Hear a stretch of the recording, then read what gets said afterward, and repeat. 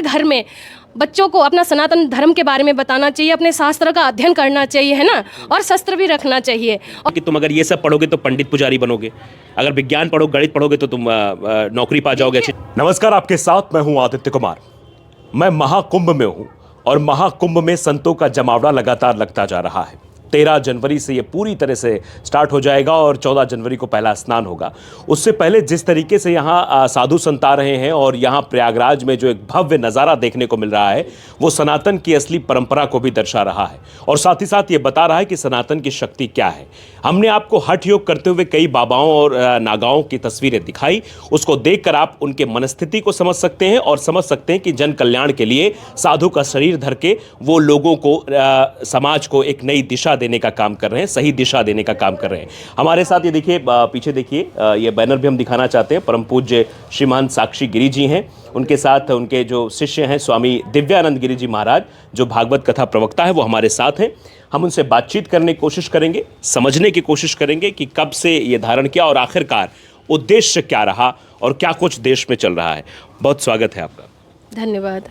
आप क्योंकि यहाँ पर आई हैं, आप बता रही थी, अभी हम ऑफ कैमरे बात कर रहे थे, हरिद्वार में आप रहती हैं।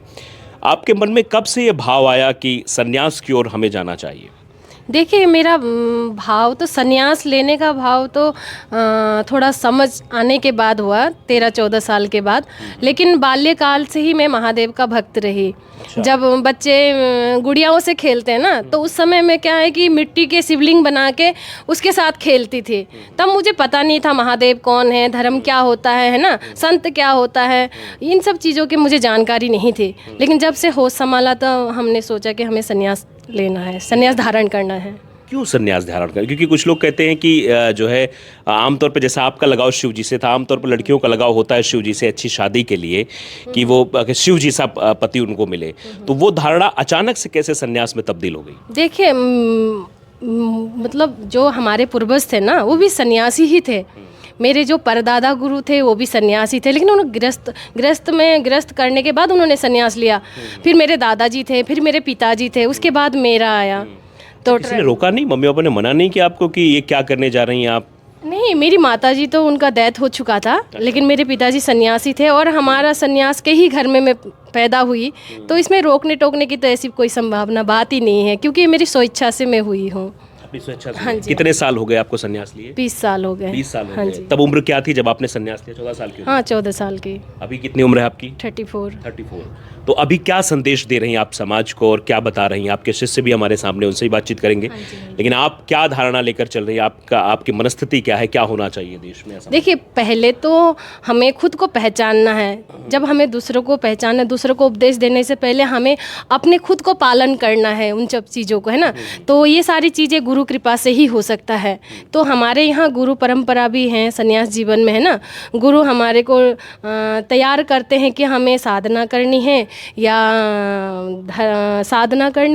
भजन करनी है या अध्ययन करनी है या किस चीज़ में, तपस्या में जाना है। तो मेरा लाइन साधना का है। हाँ जी। तो साधना करते हैं? जी, मेरा अनुष्ठान रहता है, साधना रहता है, और साथ साथ हम अध्ययन भी करते हैं और अखाड़े की जो भी हमारा नित्य कर्म है वो भी हम करते हैं, और छोटा मोटा कार्यक्रमों में जाके अपना प्रवचन वगैरह भी होता है। अखाड़े से संबंधित है आप? जूना अखाड़े से। जी। अच्छा, ये ज़रा आप मुझे बताइए कि महाकुंभ लग रहा है, इसके बारे में बहुत सारी चर्चाएं हैं, बहुत सारे चीज़ें लोग बता भी रहे हैं, कुछ अलग अलग तरीके बताए। आपको इस महाकुंभ से क्या, इसके पहले भी महाकुंभ में आई थी आप? हाँ जी, 2013 में आई थी। इस बार आप आई हैं, क्या बदलाव आपको दिखाई दे रहा है? इस महाकुंभ का महत्व क्या है? देखिए, यहाँ अब सरकार ही हमारे सन्यास का है ना।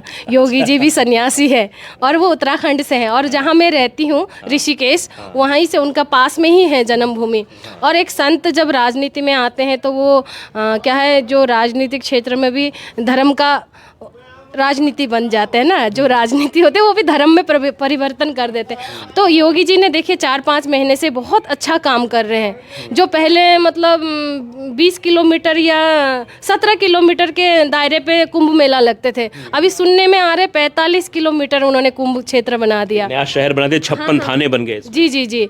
और उसके बाद पीपा पुल भी, आपका 9 पीपा पुल होते थे, इसमें मैंने सुनने में आया 17, और आप लोगों को तो पता ही होगा, है ना, आप लोग घूम रहे हैं, हम लोग तो अपनी व्यवस्थाओं में लगे हुए हैं और बहुत सुंदर पूरे शहर को भी बहुत सुंदर तरीके से, भव्य तरीके से सजाया गया है। अपना जैसे इतिहास जो अपने ऋषि मुनियों का शंख, नाद, ढोल, जो भी हमारे सनातन धार्मिक चिन्ह हैं, सब शहरों में लगाया गया है और बहुत अच्छा, बहुत एकदम अच्छे कार्य किए हैं उन्होंने। सनातन की एक शक्ति यहाँ पर देखने को मिल रही है। महाकुंभ के महत्व के बारे में थोड़ा आप बता दीजिए। देखिए, महाकुंभ अब 144 साल बाद ये महाकुंभ आया है, बताते हैं सभी संत लोग ऐसे ही कह रहे हैं। अब 144 साल पहले तो हम थे नहीं, लेकिन पूर्वजों से सुनते आए हैं ना, अब यहाँ संतों लोग भी यही चर्चा कर रहे हैं। और ये महाकुंभ का महत्व यही है कि यहाँ आकर सभी संत लोग कल्पवास करते हैं और अपना जितने भी भजन, तपस्या, दान, अन्न क्षेत्र और जो असहाय व्यक्ति हैं उनका सहायता करते हैं और भजन करते हैं और शाही स्नान में अपना स्नान करके अब अपने अपने धाम को चले जाते हैं। ये जैसा कि इन्होंने बताया और जैसा हमने भी सुना, 144 साल मैं यहाँ खड़े होकर रिपोर्टिंग कर रहा हूँ, ये साध्वी जी यहाँ पर आई हुई हैं। इससे साफ समझ सकते हैं कि हम इस इतिहास के साक्षी बन रहे हैं। आने वाले 144 साल बाद हम रहेंगे या नहीं रहेंगे, लेकिन ये ज़रूर रहेगा कि 144 साल पहले जो हुआ था उसको हमने कवर किया था, उसको हमने दिखाया था। हमारी आने वाली पीढ़ी वो भी देखेगी। हमारे साथ इनके जो है शिष्य जी, अपना परिचय दे दीजिए पहले। मेरा नाम स्वामी दिव्यानंद गिरी। आप भागवत कथा भी सुनाते हैं? जी, भागवत कथा प्रवक्ता है। आपकी उम्र क्या है? मेरी उम्र अभी 25 साल है। 25 साल है। जी। आमतौर पे हमने देखा 25 साल में बच्चे तो शौक पूरे करते हैं, खेल कूद में लगे रहते हैं, या फिर उनको अच्छा फैशन चाहिए, अच्छे कपड़े चाहिए, और आपने भगवा धारण कर लिया। भगवा कपड़ा भी तो अच्छा कपड़ा है ना, अच्छा कपड़ा नहीं है, ये भी अच्छा फैशन है। साधु से बढ़िया फैशन कौन करता है दुनिया में?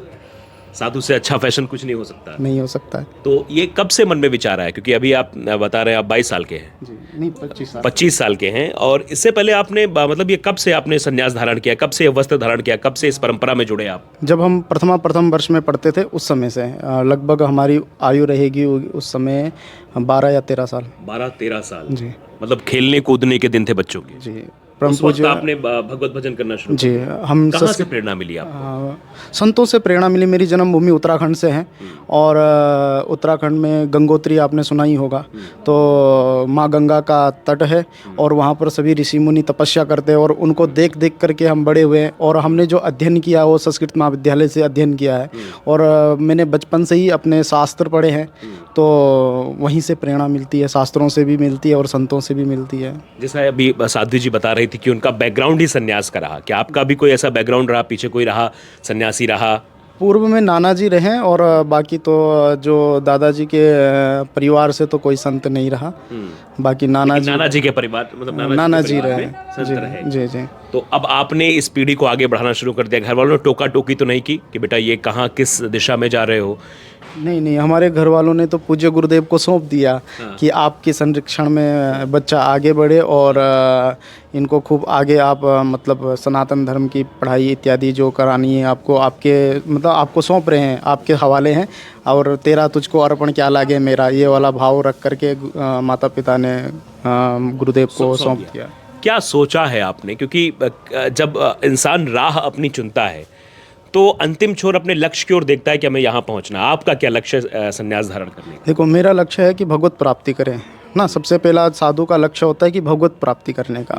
दूसरा लक्ष्य साधु का होता है कि वो सनातन धर्म का प्रचार प्रसार करे और जो भूले भटके हुए लोग हैं उनको मतलब राह पर लाए और उन्हें भी मतलब उस परमात्मा, उस ईश्वर से जोड़े, उस परमात्मा से संकल्प के साथ आप मतलब सनातन का प्रचार, सनातन को आगे बढ़ाना, सनातन को आगे। अच्छा, एक मैं आपसे संदेश जानना चाहता हूँ कि आप युवा हैं 25 साल के, कुछ लोग सनातन में नहीं विश्वास रखते हैं, कुछ लोग जो है नास्तिक टाइप के व्यक्ति होते हैं, वो सवाल उठाते हैं भगवान परमेश्वर पर। अच्छा, आप देना चाहेंगे? देखिए साधु जी जवाब देंगी। जो लोग नास्तिक हैं वो भगवान पर सवाल उठाते हैं और वो नागा साधुओं पर सवाल उठाते हैं, क्या ये भभूत लपेट के क्या ड्रामा कर रहे हैं, कोई हठ योग कर रहा हाथ है, ये क्या ड्रामा चल रहा है, ये बेफिजूल का ड्रामा। इस पर आप क्या कहेंगे?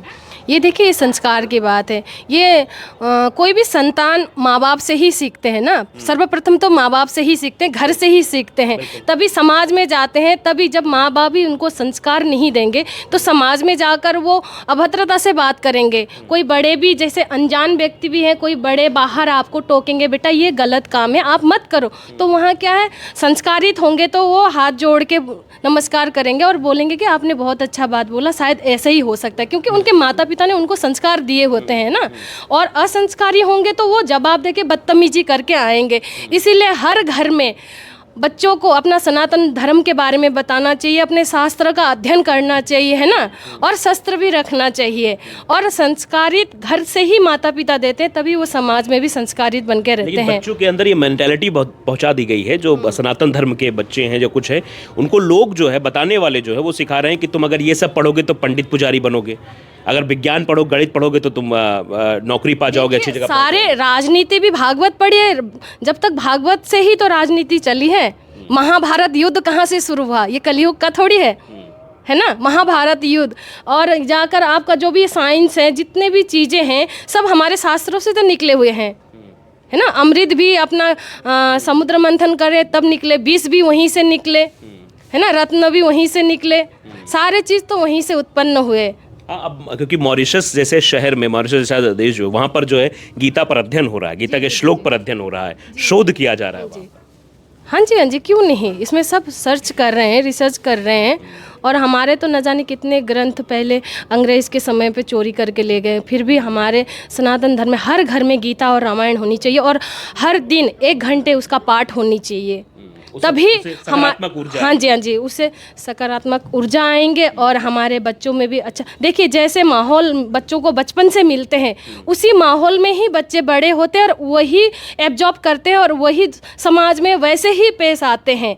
हम बचपन से ही, ये बच्चा देखिए जैसे आसाम से है, इनके माता के गर्भ में थे, तब तो उनके पिता ने संकल्प किया कि मुझे ये बच्चा साधु ही बनाना, महात्मा बनाना है। लेकिन ये बच्चा गर्भ में थे, इसको क्या पता मेरा पैदा होने के बाद मैं क्या बनूंगा, क्या नहीं होऊंगा, उसको क्या पता। लेकिन उसके पिता ने संकल्प किया। देखिए उनका संकल्प कितने दृढ़ निश्चित थे। मतलब इसको हम अभिमन्यु कह सकते हैं। हाँ जी। तो फिर ये पैदा होने के बाद कुछ साल बाद में हरिद्वार से, मेरा आसाम भी आश्रम है, जैसे मैं आसाम, ये लोग आसाम से आए हैं, तो जैसे मैं आसाम जाती हूँ तो वहाँ पर ये बच्चे को लाया गया, तब ऐसे थोड़ा चलते थे, तब थोड़ा बोलने लगे, है ना। जैसे साल में मैं 1-2 बार अपनी कुटिया में जाती हूँ, वहाँ मेरा कुटिया है, तो वहाँ जाने के बाद इस बच्चे से मैं पूछती थी, बेटा आपका क्या नाम है, तो ये अपना नाम बताते थे। आप स्कूल जाते हो, तो बोलते थे हाँ जी जाते हैं।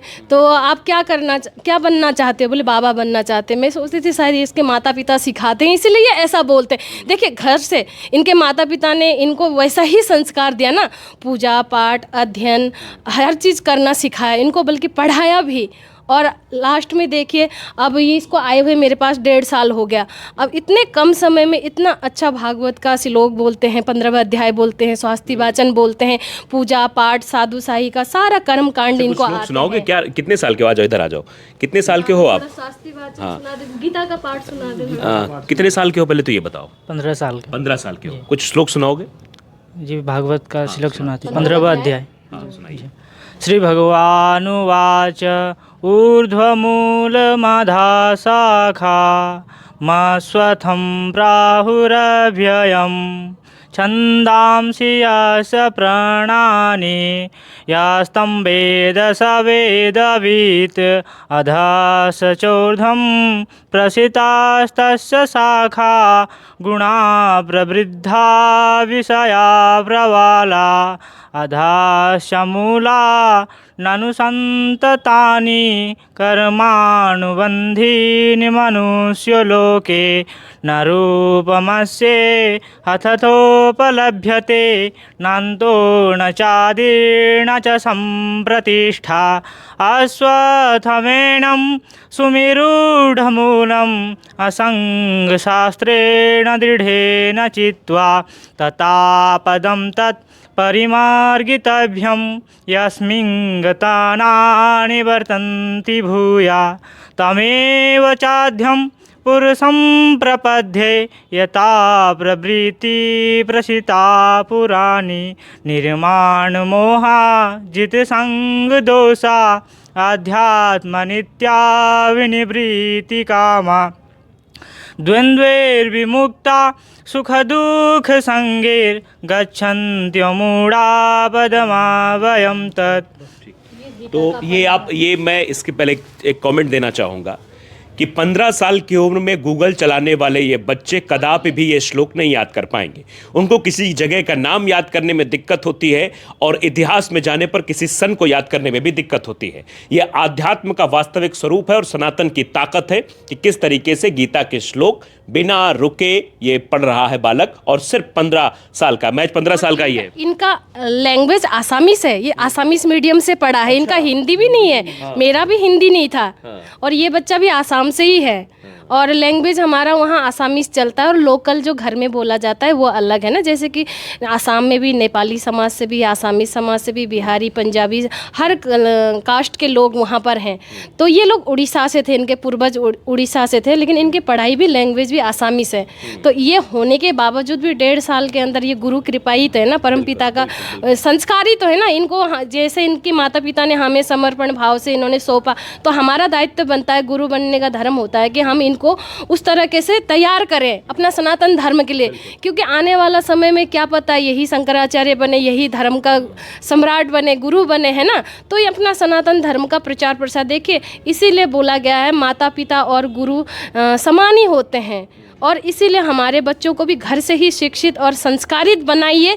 तो आज के डेट में जो बच्चे बिगड़ रहे हैं, क्लब जा रहे हैं, नाना प्रकार की पिकनिक मना रहे हैं ना, अब दूसरों की बहन बेटियों को बुरी दृष्टि डाल रहे हैं, क्योंकि हम भी तो किसी के बेटी हैं, बहन हैं, और जो इस तरह से डालते उनके भी तो माता है ना, बहन है, बेटी हैं। तो इसीलिए संस्कारित बनिए और अपना शास्त्रों का अध्ययन करिए और माता पिता का वचनों का पालन करें, और यही है बस। हाँ, सभी का सम्मान करें। बातचीत करने के लिए। तो ये असम से हैं, हरिद्वार में रहती हैं, साध्वी जी हैं, और साफ तौर पर इनका कहना है कि बच्चों को शास्त्र ज़रूर पढ़ना चाहिए, बच्चों को आध्यात्म से जुड़ना चाहिए। आध्यात्म ही है जो आपको संस्कार सिखाएगा, आध्यात्म है जो आपको आगे बढ़ाएगा, अध्यात्म ही है जो आपको जीवन से जोड़ने और जीवन में क्या आपको करना है वो भी बताएगा। ये सिर्फ बाबा या पुजारी तक सीमित नहीं, आप जिस क्षेत्र में हैं, जहाँ काम करते हैं, वहाँ पर आध्यात्म से जुड़कर अगर आप काम करेंगे तो वाकई में आपको आपके सवालों का जवाब मिलेगा, और आपको किस दिशा में किस ऊर्जा के साथ काम करना है यह भी शायद आपको वहीं से सीखने को मिलेगा। महाकुंभ 2025 144 साल बाद आया है, और जैसा कि मैं यहां पर साक्षी बन रहा हूं, आप भी अगर कैमरे के पीछे ये खबर देख रहे हैं तो आपको भी ये लगेगा कि आप भी इतिहास के साक्षी बन रहे हैं। और बच्चों को सही दिशा में ले जाइए, सही निर्धारण करिए, और हम ऐसी ही कई हस्तियों से आपको मिलाते रहेंगे जो समाज को एक नई दिशा देने के लिए काम कर रहे हैं, जो अपना मोह माया सब कुछ त्याग कर समाज के कल्याण के लिए साधु का शरीर रखकर ऐसे ही नई ऊर्जा के साथ इस कलयुग में आपको नई दिशा दिखाने का काम कर रहे हैं।